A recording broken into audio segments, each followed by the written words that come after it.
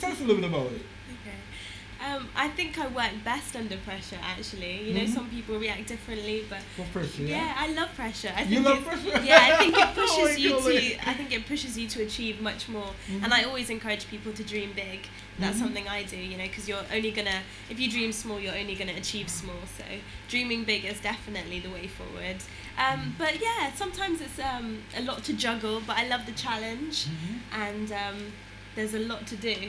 So I definitely would encourage people not to doubt their dreams, and the only doubt you should have is your own limitations. Yes, just go for it. Yeah, because Just go there's for it. times where I'm not sure, you know, what I can achieve or what I can accomplish, but there's only one way to find out. So had I not entered the beauty pageant and become Miss Jamaica UK, I wouldn't be sitting here today with you.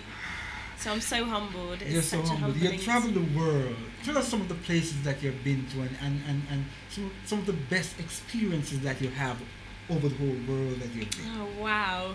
Wow. You can't tell us all, you have to just tell us some. I know, because I've been to every inhabitable continent, so I wouldn't know where to start. But, you know, I guess places that people talk about, such as, you know, the Niagara Falls and places like that in Canada, and I've been to Egypt and some crazy places like that.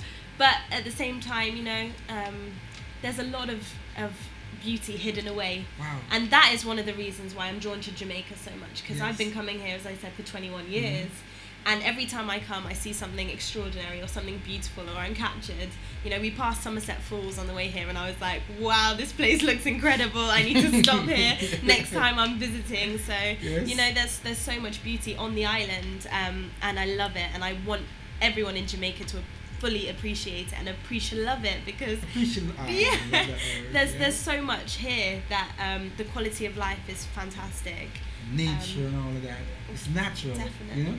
Just as all this lady is natural, of course, graduate the first class honor in business management with commercial law from the University of Westminster, won drama scholarship award and all of that. I want you to tell us a little bit about graduate first class honors in business management with a commercial law. Tell us a little bit about that. Well, it wasn't easy, but it was definitely worth it. I mean, as I said, I've worked very, very hard in education, and I think it's important that everyone has that kind of background, because you can apply it to so much. Exactly. And, you know, I was fortunate enough to be privately educated by my parents, who sacrificed a lot to give me the life that I lead. Yes. So I'm so privileged, and, you know, I owe it to them to make them proud. But yeah, I decided to go to university upon my own initiative, because I wanted to, you know, go further, take that extra step. And I studied business management with commercial law, and last year graduated with that first class honours. So I know that can take me anywhere now. You know, I can really apply it to so many different avenues and industries. So I think it's important for young people to, you know, have their education under their belt, so that no matter what they do, if it's beauty, if it's modelling, if it's sports, entertainment, you're always gonna have your degree to fall back on. It's so important. Go for it, my girl. Go for it, girl. Go for it, girl. Yeah, and everyone else out there as well. Go for it. Accomplish. Yes, go for it. Let's say you won awards. Some of the awards that you won, there's a Beauty Queen Award. Of course, you won a Drama Scholarship Award here. Is there any more for you? And what more can we look forward to? Huh? In the past, I've won awards for you know, playing sports and stuff. I was involved in netball, in field hockey, in athletics, swimming. So I've won some sports awards. I've won awards for my presenting, the channel that I present for in the UK, Factory 78. We collectively won an award last year at the BEFTAs for Best Online TV. Yeah. And yeah, there's been quite a few awards, but it's nice to have that recognition, and that's why it's important for me to bring that to Jamaica and launch BEFTA Caribbean this year, because they recognise not only talent on the front line, like, you know, the artists, the actresses, that sort of thing, but also the people who really make it happen, the producers, the directors, the writers, everyone behind the scenes. And I think that's important, because I don't really see a lot of awards recognising people for that, even though they're the brains behind the initiative. So yeah, I'm excited to see who we can recognise, reward, and it's all about excellence, and there's so much of it in Jamaica. Beautiful, beautiful. I like it. If you just joined us, you're in tune to Hott Live with the Turpy Ken Soloman, the Blessed One, my very, very, very, very special guest. And she's ambitious, intelligent, beautiful, beautiful. She's aspiring, exciting, and just some of the adjectives to describe her. I'm going to be asking her with that beautiful voice. Tell us your name again. Of course. My name's Gemma Feare, and as I'm sure you've heard, I'm the current Miss Jamaica UK. You can find me on Twitter, Facebook, and I have a website that launched last week on Friday. So my name on Facebook, Gemma Feare, Gemma Feare. On Twitter, I'm at the Feare, Thefeare, and my website as well, wow. www.thefeare.com, Thefeare.com.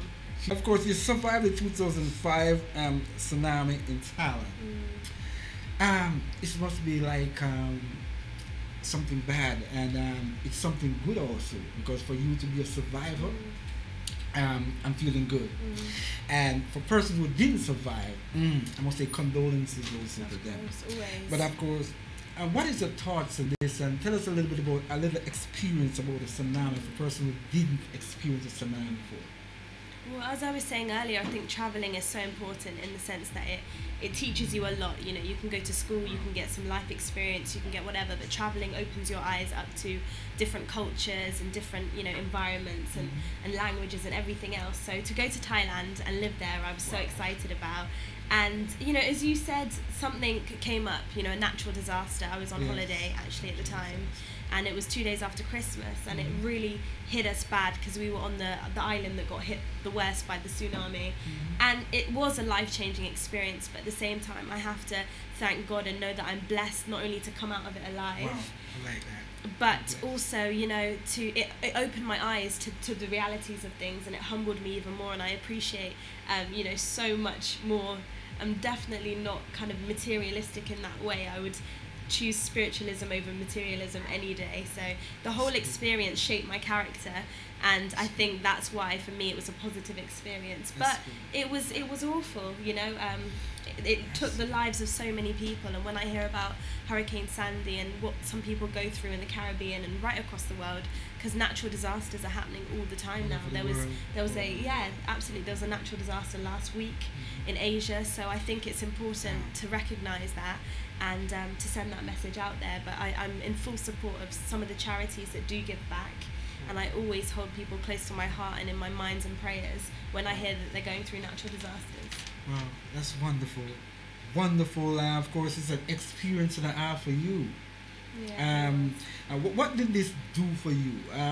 Did it break you down in any way? Did you feel a way to see so much dead bodies or persons going around crying and all of that? Or what was the feelings like that?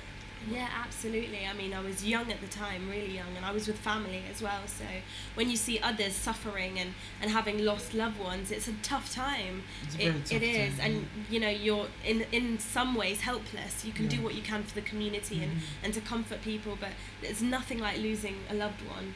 And it was challenging. It was very much so. Again, you learn to overcome. You learn to nurture strength of spirit, and it's that spirit that carries you through. So you know that if you're up against another tough time, that same resilience is going to help you to surpass it. I like that word, resilience. You are full of resilience. And that drives me to ask this question. In growing up as a youngster, that would do a lot for youngsters out there. As a youngster, at your mother's home or your father's home, your parents' home, what was it like for you? Okay. How did you see yourself? Or what kind of plan did you have for yourself at that time? Well, let me just say that I mentioned earlier my parents are from Westmoreland originally. I was born in the UK, and there are a lot of challenges over there. Seriously, there's a lot of barriers.